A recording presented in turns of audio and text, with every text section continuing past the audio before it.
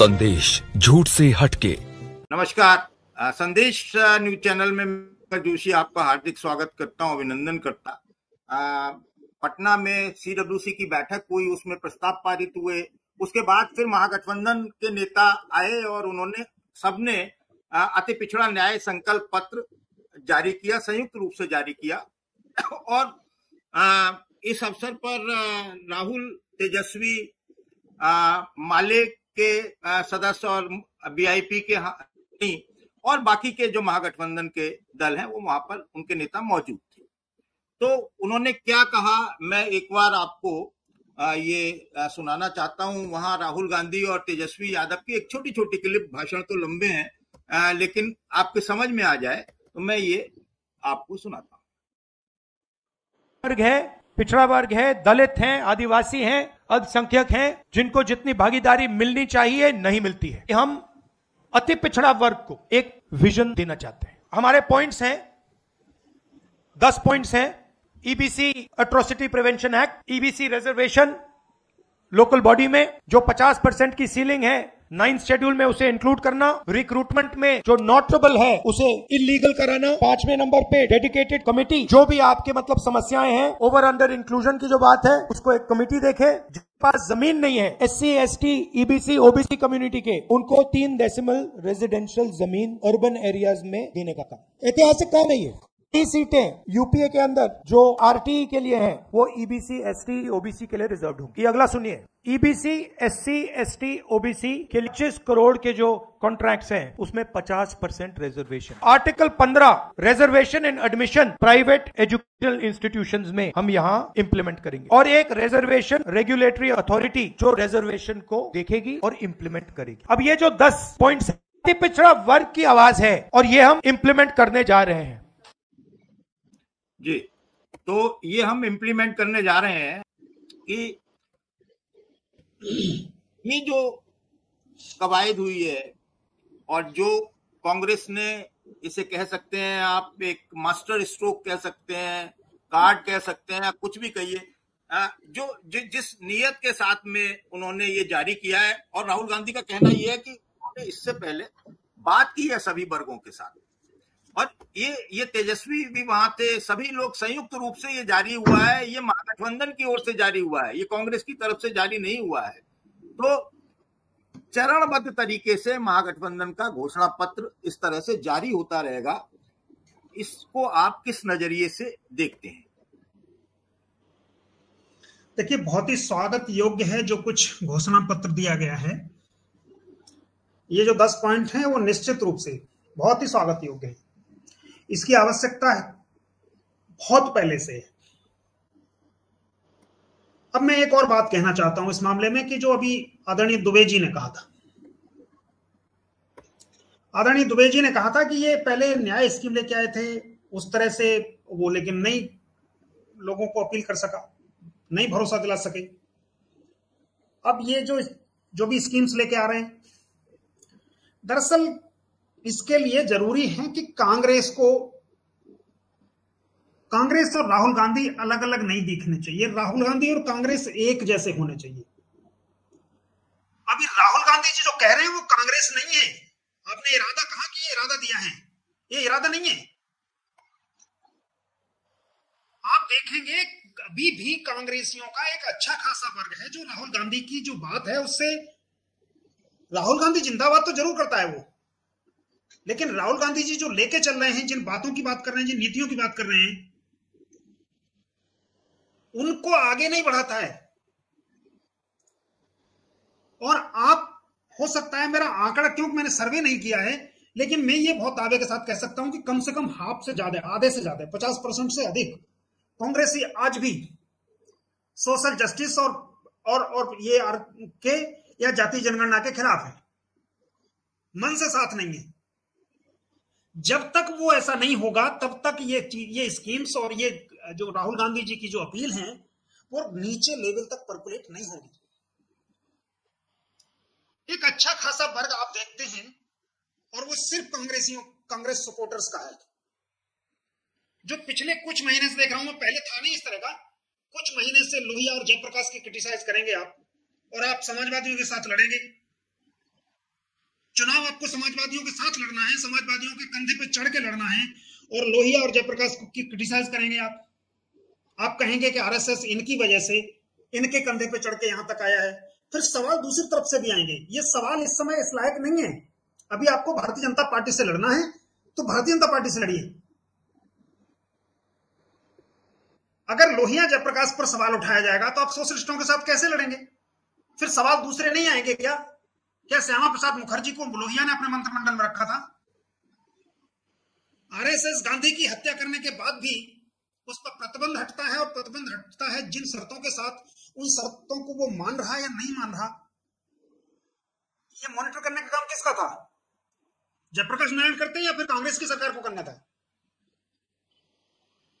इंदिरा जी ने डाक टिकट जारी किया सावरकर पर, सावरकर ट्रस्ट को व्यक्तिगत तौर पर दान दिया, डॉक्यूमेंट्री बनवाई अपने फिल्म डिवीजन से। ये क्या उनको लेजिटिमेसी देने का काम नहीं था क्या? ये बहुत लंबी कहानी है और ये बहुत सारे निकल के आएंगे। राहुल गांधी ने उस पिंड छुड़ाया है उससे। दुर्गति का कारण है, कांग्रेस की दुर्गति का कारण है समाजवाद से हटना। अर्थात नेहरू इंदिरा जी की घोषित पॉलिसी थी सोशलिस्ट होना, उससे जैसे हटे हैं तब जो बहुत सारे वर्ग हैं वो अलग हुए हैं। आज आपको यदि ये डिसाइड करना पड़ेगा कि आपको लड़ना किससे है, सोशलिस्टों के साथ कांग्रेस का गठबंधन आज की तारीख में जो घोषित पॉलिसी है कांग्रेस की, यानी राहुल गांधी की, कांग्रेसियों की नहीं, कांग्रेस की जो घोषित पॉलिसी है और समाजवादियों की जो घोषित पॉलिसी है, उसमें कोई कंट्राडिक्शन नहीं है। वो बिल्कुल स्वाभाविक गठबंधन है। ऐसा गठबंधन है जिसको गठबंधन नहीं मर्जर कह दो तो भी कोई खराब बात नहीं होनी चाहिए। उन पॉलिसीज में के लेवल पे कहीं कोई ऐसा कंट्राडिक्शन नहीं आता जिसको ये कहा जा सके कि साहब इसकी वजह से ये टकराएंगे। पर्सनल ईगो का कहीं किसी का आ जाए या व्यक्तिगत तौर पर पार्टियों की जहां तक बात है, सीट बंटवारे पे कुछ बातें कह सकती हैं, वो अलग बात है। लेकिन नीतियों के मामले में समाजवादियों का और आज की कांग्रेस का कोई अंतर नहीं है। बीच में हटी थी कांग्रेस, मंडल की सिफारिशें हो या उसके बाद की जो भी है, पिछड़ों और पिछड़ों के साथ जो कुछ भी रहा है कांग्रेस का, उससे पल्ला छुड़ाया है राहुल जी ने। और राहुल जी जिस रास्ते पर ट्रैक पर बढ़ रहे हैं वो निश्चित रूप से बेहद स्वागत योग्य है। लेकिन कांग्रेस की जो आज की पॉलिसी है उसके साथ कांग्रेसियों को अलाइन करना पड़ेगा अपने आप को, अगर भाजपा को हराना चाहते हैं। और वो मैं देख रहा हूं उसमें कहीं लेक है। दूसरा ये है अपना जो संगठन है उसको मजबूत बनाना पड़ेगा नीचे लेवल तक, अन्यथा जो चीजें कही गई हैं वो बहुत स्वागत योग्य है। एक और बड़ी जिम्मेदारी है राहुल जी की और कांग्रेस की, जो कोई और पार्टी नहीं कर सकती। और कोई और पार्टी नहीं कर सकती इसका यह मतलब नहीं है कि वो असक्षम है। वो पार्टियां सक्षम हो सकती हैं, लेकिन एक ग्राम प्रधान भी कह देता है कि मैं रोजगार पैदा करूंगा, बेरोजगारी मिटा दूंगा। बताइए प्रधान जी के पास ऐसा कौन सा चारा है कि वो बेरोजगारी मिटा देंगे? बेरोजगारी मिटाने की जो पॉलिसी लानी है वो सेंटर की गवर्नमेंट को लानी है। तो इकोनॉमिक पॉलिसी कोई भी अगर बड़ी लेके आनी है जो सेंट्रल लेवल पे इंप्लीमेंट होनी है, वो कांग्रेस ही ला सकती है। उसकी घोषणा कोई छोटा दल भी कर सकता है, अपना दल भी उसकी बात कर सकता है, लेकिन वो अव्यावहारिक बात है।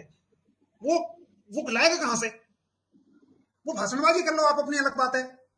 ओम प्रकाश राजभर कहें कि हाँ वो मैं ऐसा कर दूंगा, बेरोजगारी मिटा दूंगा, काला धन वापस ले आऊंगा। अरे काला धन तो तब वापस लाओगे जब सेंटर की सरकार में पहुंचोगे।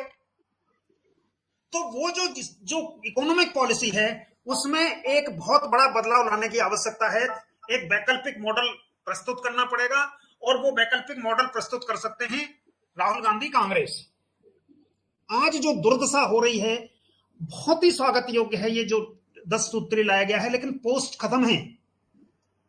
पोस्ट निकले तब कहीं जाके फिर सोशल जस्टिस दे सकते हो। प्राइवेट सेक्टर की बात की है उन्होंने, बहुत ही स्वागत योग्य कदम है। आप सबको जब तक समानता के उसमें नहीं लेके आते, सोशल जस्टिस का मतलब है देश की तरक्की, सोशल जस्टिस का मतलब है देश में डेमोक्रेसी को मजबूत करना। चंद लोगों के पास सारे अधिकार होंगे तो वो डेमोक्रेसी नहीं कही जाती है। सामाजिक तरक्की नहीं है, आर्थिक तरक्की नहीं हो सकती, देश की तरक्की नहीं हो सकती। हर एक आदमी की भागीदारी सुनिश्चित करनी होगी आपको, अगर आपको देश को आगे ले जाना है सभी तरह से। तो उसका एक पहलू ये है सोशल जस्टिस, और दूसरा पहलू है इकोनॉमिक रिफॉर्म्स। एक ऐसा मॉडल जो इस समय कैपिटल पे पूरी तरीके से आज पूंजी कंट्रोल कर रही है, हर चीज को, सरकार को भी कर रही है। तो वो जो मॉडल है उसको बदलना पड़ेगा। जो एलोकेशन ऑफ फंड्स है इस समय, अब पूरे आधा दर्जन लोगों के पास इस देश का पूरा चला जा रहा है। एक्सट्रीम हमारे यहां जिस तरह से डिस्पैरिटी बढ़ती चली जा रही है और दुनिया में टॉप पे पहुंच चुके हैं हमें,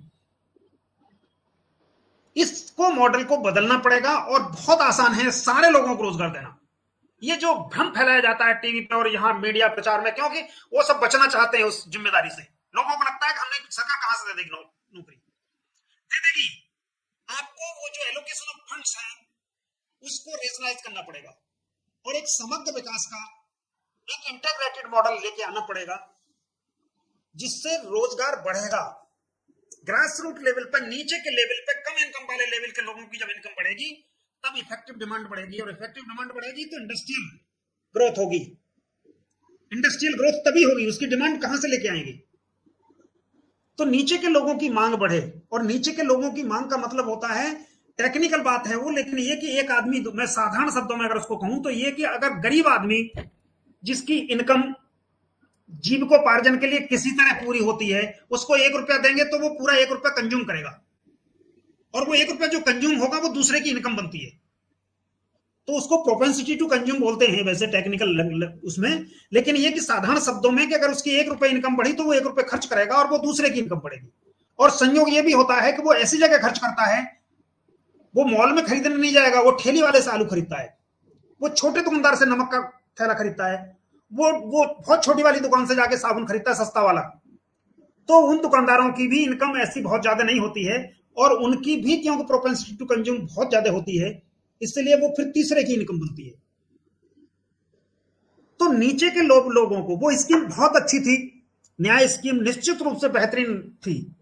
ऐसी स्कीम थी कि इस देश का अब तक कायाकल्प हो गया होता अगर वो स्कीम लागू होती तो।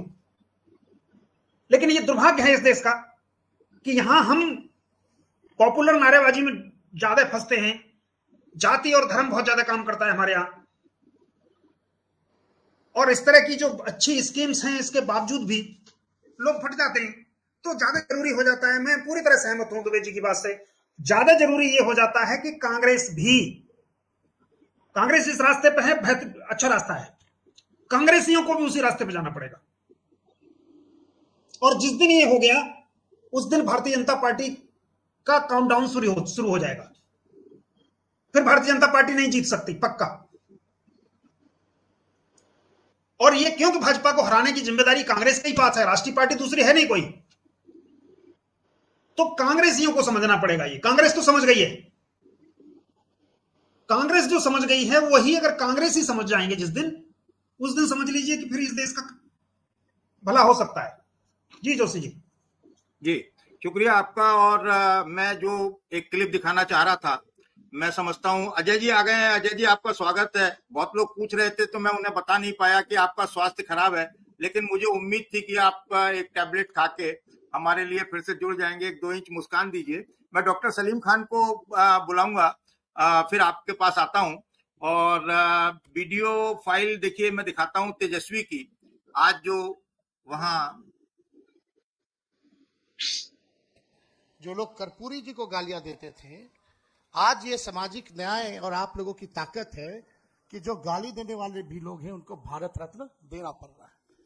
और आप सब लोग जानते हैं, शुरू से ही हम लोगों ने मांग उठाई थी। प्रधानमंत्री नरेंद्र मोदी जी आए थे विधानसभा, उस मंच से हमने प्रधानमंत्री के सामने मांगा था कि कर्पूरी जी को भारत रत्न दिया जाए। उस समय तो उन्होंने कोई वादा नहीं किया, लेकिन जब लड़ाई हम लोगों ने छेड़ा तब जो है उनको देना पड़ा। तो ये सामाजिक न्याय की ताकत है। उस समय 17 महीने हम लोगों की सरकार थी, जो हम लोगों ने आरक्षण जो बढ़ाया 65%, 10% EWS यानी 75%। उस समय भी हम लोग बढ़ाने के बाद केंद्र सरकार को कैबिनेट से हम एक प्रस्ताव भेजा, जैसे तमिलनाडु में शेड्यूल 9 में है, अनुसूची 9 में, उसी हिसाब से बिहार में जो हम लोगों ने आरक्षण बढ़ाया उसको अनुसूची 9 में जो है आप लोग डालने का काम किया। लेकिन 11 महीने 12 महीने तक इसको नहीं डाला गया। अभी बिहार विधानसभा सत्र चालू हुआ था, उसमें भी हम लोगों की मांग थी, लेकिन कोई नहीं सुना। हम ये कहना चाहते हैं कि हम लोगों का विजन है, कितने अति पिछड़ा समाज के लोग जो है पॉलिसी मेकिंग में, कितने दलित समाज के लोग जो है डिसीजन मेकिंग में, या जो भी एनडीए में जितने मंत्री हैं वो समाज के सबसे बड़े दुश्मनों के केवल अपने लाभ के लिए काम कर रहे हैं, व्यक्तिगत रूप के लिए कर रहे हैं, समाज के लिए नहीं कर रहे हैं। और कितने लोग आप देखते होंगे, जो नीतीश जी का जो भूजा पार्टी होता है शाम में, जिसमें वो डिसीजन लेते हैं कोई चीज की, कितना पिछड़ा दलित बैठा रहता, कितना अल्पसंख्यक बैठा रहता। कौन लोग हैं वो जो बैठे रहते हैं?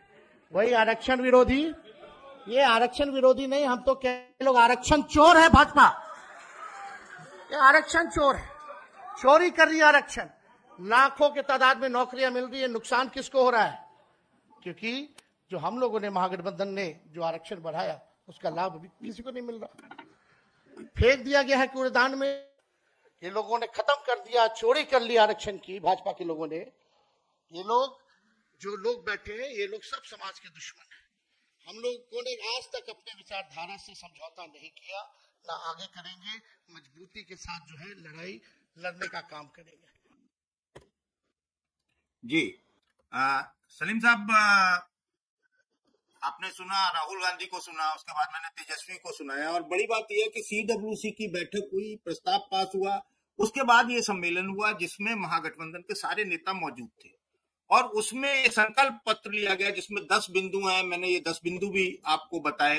राहुल गांधी की जो क्लिप मैंने दिखाई थी उसमें भी ये 10 बिंदु थे, और अब ये चरणबद्ध तरीके से महागठबंधन का घोषणा पत्र जारी होता रहेगा। इसमें महागठबंधन में एक बात और है, महिलाओं को भी आरक्षण मिलेगा, और साफ बात ये हुई है कि सीट बंटवारे में अति पिछड़ों के टिकटों की भी भागीदारी होगी। तो क्या ये सब बिहार में बीजेपी एंड कंपनी की उल्टी गिनती शुरू कर सकेगा? डॉक्टर साहब, यकीनन यही होगा, लेकिन जो चीज राहुल गांधी की क्लिप में सबसे ज्यादा महत्वपूर्ण थी वो ये थी कि जो भी घोषणाएं की जाएंगी और जो भी वादे किए जाएंगे, तो वो वादे पूरे हो रहे हैं या नहीं हो रहे, इसको देखने के लिए जो है वो एक कमेटी बनाई जाएगी।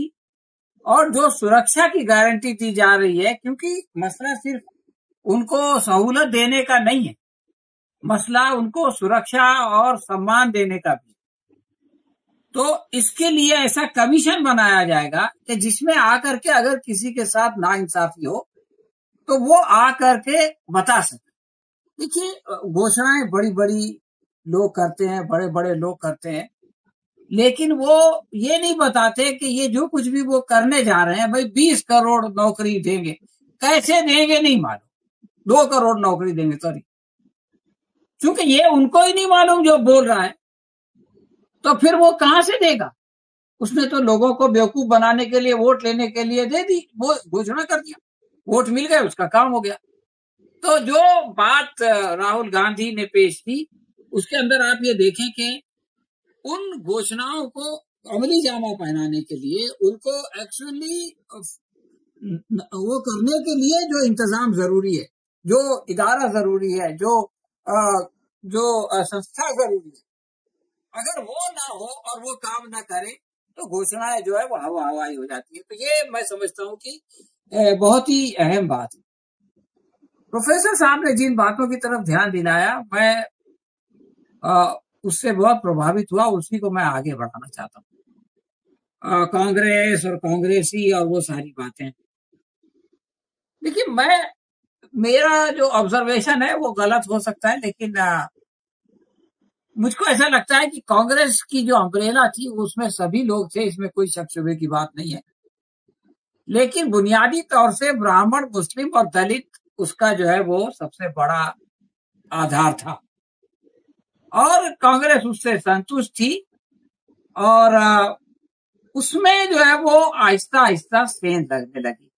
पहले तो ये हुआ कि ओबीसी अलग हुए, किसी वजह से अलग हुए, उसकी जो विचारधारा थी वो सब छोड़ दो, लेकिन बहरहाल ओबीसी कांग्रेस से दूर हुए, ये एक सच्चाई है, उसके कारण जो भी।